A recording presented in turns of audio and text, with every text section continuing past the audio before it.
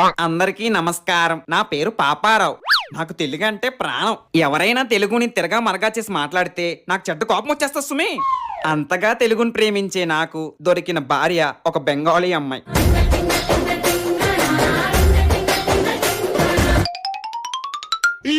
ఏం చేస్తున్నావే? అగ్గి పడుతున్నాను జీ. నీ మొహం మండ. అది అగ్గి పడుతున్నాను కాదు, సిగ్గుపడుతున్నాను అనాలి. ఏది రెండు ముక్కలు తెలుగులో మాట్లాడు.